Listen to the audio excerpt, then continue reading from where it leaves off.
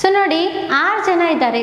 6 ಜನ ಇದ್ದಾರೆ ಅಂತ ಹೇಳ್ತಾ ಇದ್ರೆ ಒಂದೇ ವರ್ಷದ ವಿಭಿನ್ನ ತಿಂಗಳಲ್ಲಿ, ಎಲ್ಲಿ ಜನವರಿಯಲ್ಲಿ, ನೆಕ್ಸ್ಟ್ ಮಾರ್ಚಲ್ಲಿ, ನೆಕ್ಸ್ಟ್ ಮೇಯಲ್ಲಿ, ನೆಕ್ಸ್ಟ್ ಜುಲೈಯಲ್ಲಿ, ಅಗೇನ್ ಸೆಪ್ಟೆಂಬರ್ ಮತ್ತು ನವೆಂಬರಲ್ಲಿ. ಓಕೆ, ಈ ಥರ 6 ಜನ ಇದ್ದಾರೆ ಅಂತ ಹೇಳ್ತಾ ಇದ್ದಾರೆ. ಸೊ ನೋಡಿ ಬಿ ನಂತರ ಯಾರು ಪ್ರಯಾಣ ಮಾಡಿಲ್ಲ ಅಂತ ಹೇಳ್ತಾ ಇದ್ದಾರೆ. ಹಾಗಿದ್ರೆ ಬಿ ಲಾಸ್ಟಲ್ಲಿ ಬಂದಿರುತ್ತೆ. ಓಕೆನಾ.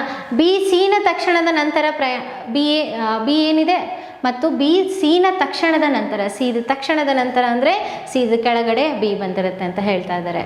ಓಕೆನಾ. ಸೊ ಹಾಗಿದ್ರೆ ಸಿ ಏನು ಬರುತ್ತೆ ಸೆಪ್ಟೆಂಬರಲ್ಲಿ. ಈಗಿಂತ ಮೊದಲು ಕೇವಲ 3 ಜನ ಮಾತ್ರ ಅಂತ ಹೇಳ್ತಾ ಇದ್ರೆ 1 2 3 ಈಗಿಂತ ಮೊದಲು 3 ಜನ ಮಾತ್ರ.